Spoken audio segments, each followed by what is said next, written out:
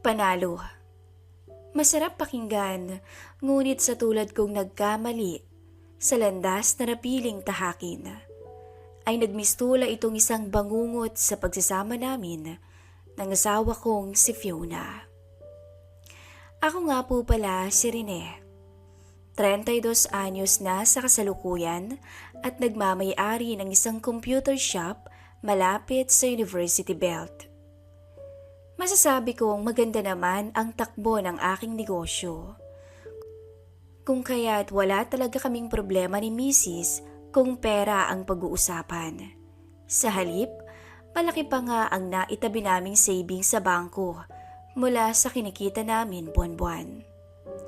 Makulit at mapilit kasi ang asawa ko.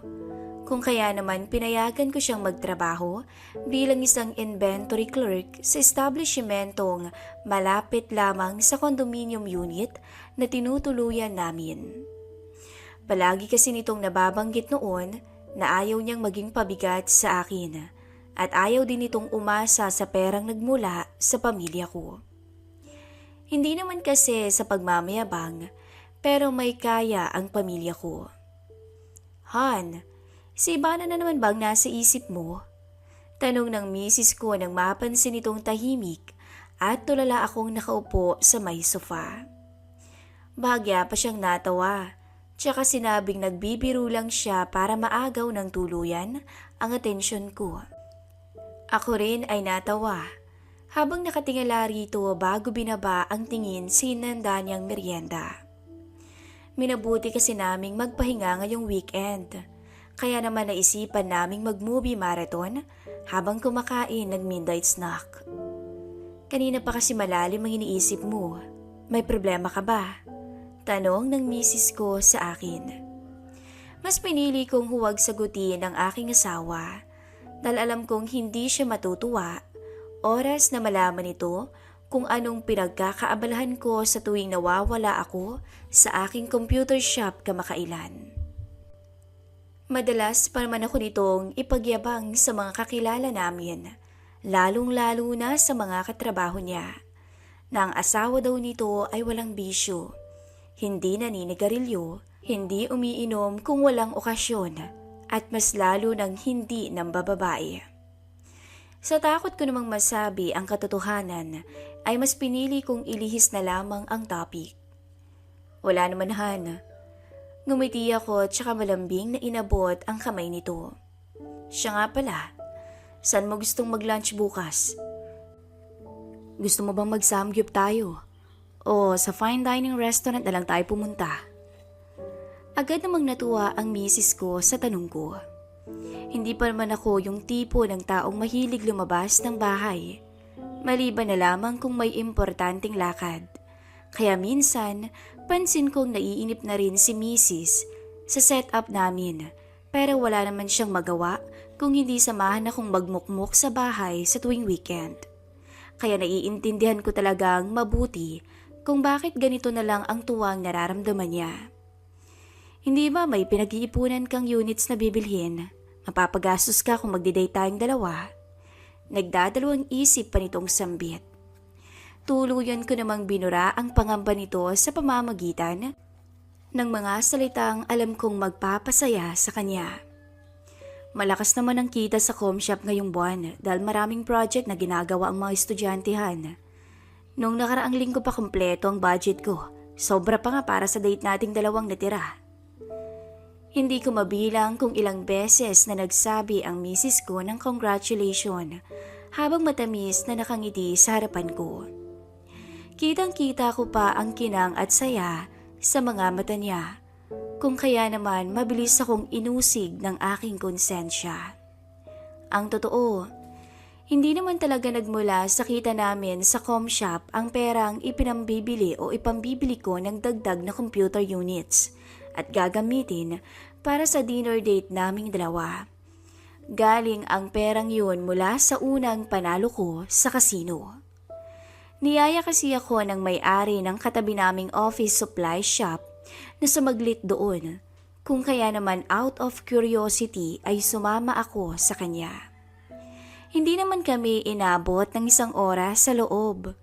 Ngunit buenas naman ang natanggap ko sa unang salta namin sa kasino. Hindi ko nga namalayan na umabot pala ng 100,000 ang panalo ko sa paglalaro. Gustuin ko mang sabihin kay Mrs. ang buong katotohanan, ngunit alam kong mas makakabuti kung sasarilinin ko na lamang to. Nang sa ganun ay hindi rin magbago ang pananaw nito sa akin. Pero ang inaasahan kong 1 beses lamang ay naulit ng naulit hanggang sa ako na mismo ang pumupunta sa lugar na iyon sa tuwing gusto kong malibang. Hindi ko rin namalayan na unti-unti na palang nawala ang takot kong maglaan ng malaking halaga para sa bagay na iyon. Dahil nakampante akong suswertehin din naman ako pagkatapos. Ano rin kakasaba tayo sa challenge nila. 1,000,000 din ang makukuha nating dalawa kapag nagkataon. One time, big time ang bet na to, bro. Nakangising sabi ni Carl. Kunot noo ko naman siyang tinitikan. Paano kung matalo? E di mauubos pa lahat ng pinaghirapan naming mag-asawa. Sabi ko. E di magtiwala ka na lang sa kakarampot na swerte natin, okay? Mas mabuti na tong ganito para hindi masakit sa bulsa. Alam ko kasi kung matalo man ako ng 1 o 2 beses, masusundan din yun ang panalo sa pangatlo. Hindi ako pwedeng panghinaan ngayong araw dahil handa naman ako sa maaaring kahihinatnan ng desisyon ko. Hindi nagtagal, naringkit ang mga mata ni Carl, tsaka humalikip-kip kung kaya naman kitang-kita ko rin kung paano niya hinawakan ang basong nasa harapan tsaka nilagok ang alak. Hindi ako muling umimik sa kanya at mas piniling pagtuunan na lamang ng pansin ang mga barahang nasa harapan ko. Buong akala ko magagawa kong maiwasan ang tuksong kanina pa nangangalabit sa akin. Pero nang masaksiyan naming nanalo ng 1,000,000 ang kaibigan ni Carl, ay tuluyan na kaming nagpatianod sa kagustuhan naming sumunod sa magandang kapalaran nito. 1 bagsakan. Halos hindi ko namalayan nang maibigay ko ang natitira kong cash na nasundan na naman ng bank transfer para sa pinapangarap kong 1,000,000. Pero kung gaano kabilis kong nilapag ang natitirang pondo mula sa aking bulsa, ay ganon kabilis din pala yung mawawala. Matinding panlulumo na lamang ang naramdaman ko habang pinagmamasdan ko kung paano ako natalo. Wala akong ibang naisip ng mga oras na yun kung hindi huminto at umuwi ng luhaan sa aking misis. Ngunit nang matanggap ako o makatanggap ako ng chat mula sa kaibigan kong si Emil, ay para akong nabuhayan ng loob. Gusto kong makabawi. Kailangan kong makuha pabalik ang perang nawala sa akin dahil tiyak na malaking gulo kung sakali mang malaman ni Mrs. na naubos kong lahat ang perang naitabi naming dalawa sa bangko. Hindi pa man ako nakakapagtipa ng sagot pero mabilis namang dumating ang pangalawang chat nito. Magkano bang kailangan mo, pre? Tanong nito. Hindi na ako nagdalawang isip na sabihin dito ang halagang kailangan ko na mabilis din naman itong binigay sa akin. Salamat pare, malaking tulong to para sa amin ni Fiona. Sabi ko dahil nagawa kong gawing rason si Mrs. para mas madali itong pumayag sa hinihingi kong pabor sa kanya. Mabuti na lang at hindi nasira ang pagkakaibigan namin noon ni Emil nang malaman itong nagpakasal na kami ng first love nito. Buong akala niya pa naman noon na may babalikan pa siya matapos itong makipagsapalaran ng 2 taon sa ibang bansa. Pero nagulat na lamang ito nang malamang engaged na kaming dalawa ni Fiona. Hindi ko rin naman talaga inakalang magkakamabutihan kaming dalawa ng misis ko noon. Dahil alam ko namang mahal na mahal din ito ang kanyang first love. Sadyang mas pinaburan lang yata ako ng tadhana pagdating sa pag-ibig. Habang sa career naman na mayagpag ang aming kumpare na si Emil. Ilang sandali pa ay napamura na lamang ako. Napahilamos ako sa aking muka dahil sa kahuli-hulihang pagkakataon ay hindi pa rin ako pinalad na makabawi. Akala ko pa naman kapag hindi ko binuhos ng isahan ng perang nahiram ko mula kay Emil ay babalik na ang swerteng nawala sa akin. Ngunit hindi iyon nangyari. Limas at ubos na nga ang pera naming mag-asawa. Nagkaroon pa ako ng utang sa aming kumpare. Ilang araw din akong tulala habang nag-iisip ng maaaring gawing solusyon sa problemang kinakaharap ko. Pare, hindi ko yata mababayaran agad ang perang nahiram ko sa'yo. Kailangan ko pa siguro ng mahigit 2 buwan para makabawi, lalo na't itong computer shop na lang ang inaasahan ko. Sumeryoso ang tingin nito sa akin, dahilan para sabihin ko sa kanya ang buong katotohanan. Wala akong itinagong detalye mula rito, dahil alam kong sa mga oras na ito ay siya lamang ang nakakaintindi sa akin. Wala bang alam si Fiona? Marahan akong napatango, kahit kung tutuusin, ramdam kong maging sa kumpare namin ay wala na rin akong mukhang maiyaharap. Itinago ko kasi sa kanyang pumupunta ako ng kasino. Dismayado kong sambit. Mas lalo nang ayokong sabihin sa kanya ngayong nakagawa ako ng malaking kasalanan. Matapos ang naging usapan naming dalawa, ay umasa akong makakabawi pa rin sa unang buwan ng palugit na hiningi ko. Ngunit mas lalo lamang akong nalugmok nang sabihin ng misis kong magsasara daw muna pansamantala ang pinagtatrabahuhan nito.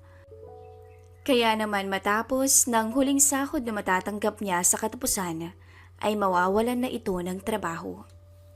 Mabilis kong naramdaman ang bigat ng mga bayarin naming mag-asawa, lalo na ang paghina ng negosyo ko matapos noon. Sem break na kasi, kung kaya't maliban sa mga tambay ang mga estudyante sa bahay, cellphone na rin ang madalas nilang inaatupag. Sabihin mang nasa bahay lang ang misis ko, pero alam kong pansin na nito ang pagbabago sa pamumuhay namin. Hindi na iyon kasing gaan ng dati, at para bang kahit anong gawin naming sipag, ay nakalugmok pa rin kami sa putikan. Han, pwede naman sigurong bawasan natin ang savings sa bangko. Kung hindi talaga kayang itawid ng kita sa shop ang mga bayarin ngayong buwan. Suwestyon ng misis ko. Alam ko kasing napansin itong medyo problemado ako nang matanggap namin ang bill sa kuryente. Hindi ko naman masabi sa kanya ang totoo, kung kaya gumawa na lamang ako ng alibay na alam kong magiging kapani-paniwala sa paningin nito. Don't worry Han, may 1 linggo pa naman bago ang due date, makakaipon pa tayo. Nakangiti kong sabi, sabay yakap sa bewang nito. Agad namang nagtama ang mga mata naming dalawa ni Mrs., kung kaya't napagpasyahan kong daanin na lamang sa lambing ang usapan. Tsaka, paano kung biglang dumating yung oportunidad na hinihintay natin? Eh di wala na tayong magagamit. Sabi ko pa. Bala kasi sana naming bumili ng lupa mula sa perang naipon namin. Ngunit hindi ko naman masabi sa kanyang naitalo ko itong lahat sa sugal. Sabihin man kasing nakatira kami sa kondo. Pero mas maganda pa rin kung may sarili kaming lupa, kung sakaling gustuhin naming mamuhay malayo sa maingay at magulong syudad.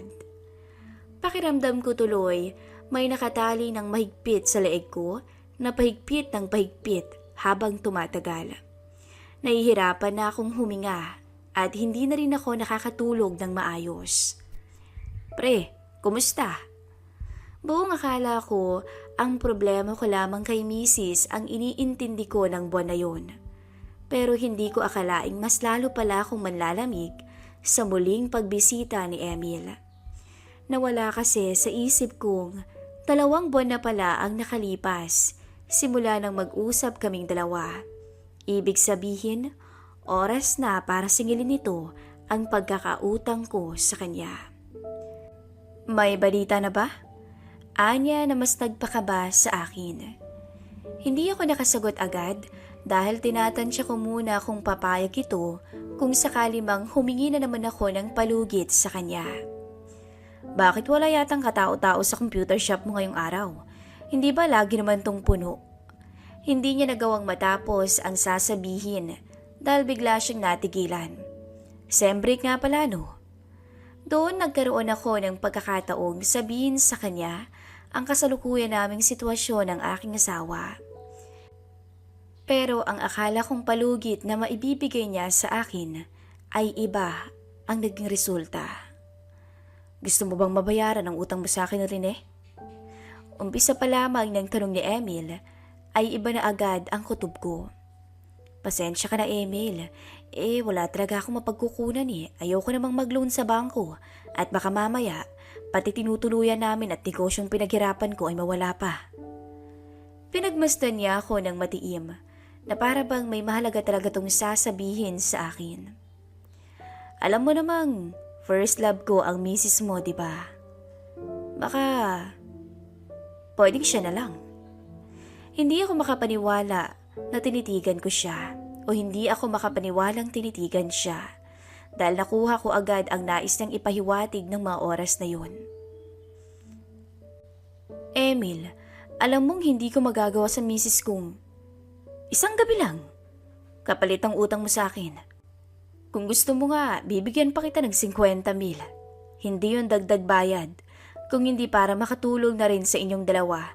Dahil alam mo naman, ayokong nahihirapan ang nag-iisang babaeng minahal ko. Lihim akong nilukob ng takot sa mga sinasabi ni Emil dahil malinaw sa akin ang kagustuhan nitong makatabi ang misis ko sa kama at alam ko namang yun din ang dahilan kung bakit hanggang ngayon ay hindi pa rin to nakakapag-asawa. Ilang minuto din ako natahimik hanggang sa kusang nakapagdesisyon ako ng wala sa oras. Hindi mauulit. Hindi mo aagawin ang asawa ko. Naninigurado kong tanong na sinagot naman ito ng marahang pagtango. Pero, pwede bang sa susunod na linggo na lang, gagawa muna ako ng dahilan. Kunwari magse-celebrate kaming dalawa dahil dumating na ang nabili kong computer units. Sumang-ayon naman ito hanggang sa kusa na rin siyang umalis ng computer shop na tila tuwang-tuwa sa kasunduan namin. Nangako kaming dalawa sa isa't isa ni Emil na hindi magiging dahilan ang gagawin namin para magkasira kaming mag-asawa. Ngunit, sinira nito ang tiwalang binigay ko sa kanya nang pagkatapos nitong magpakasasa sa katawan ng asawa ko na sinadya kong lasingin at walang kamalay-malay ng mga panahong yun, ay lihim niya pala tong kinausap para sabihin ang mga kasinungalingan at kasalanan ko. Hindi ako makapaniwalang naghugas kamay ang kumparing pinagkatiwalaan ko para lamang masira ang relasyon namin ni Mrs. at maagaw ito mula sa akin. Oo, inaamin kong nagkamali ako. Malaki ang kasalanang nagawa ko dahil hindi tama ang mga naging desisyon ko sa buhay. Ipinagpalit ko ang masaya naming pagsasama sa ilang minutong kaligayahang hatid sa akin ang sugal na yun hanggang sa tuluyan akong lumapit sa ahas na nakahanda na palang tumuklaw sa akin sa dulo. Habang sinusulat ko tuloy ang liham na ito, ay hindi ko maiwasang huwag maluha. Sobra kong pinagsisisihan ang mga nangyari at kung pwede ko lang sanang maibalik ang lahat, ay mas gugustuhin kong manatili na lamang sa bahay kasama ang babaeng pinakamamahal ko nang hindi man lamang umaapak sa bahay sugalang sumira sa tahimik at masaya naming mundo. Wala namang masamang mangarap na yumaman kung sa mabuting paraan ito idadaan. Ang mali lamang ay ang masilaw sa pera hanggang umabot sa puntong mas nanaisin mong magsinungaling sa mga mahal mo sa buhay. Hanggang dito na lamang po ang kwento ko. Sana'y may natutunan kayong aral sa buhay ko. Nagmamahal, Rene.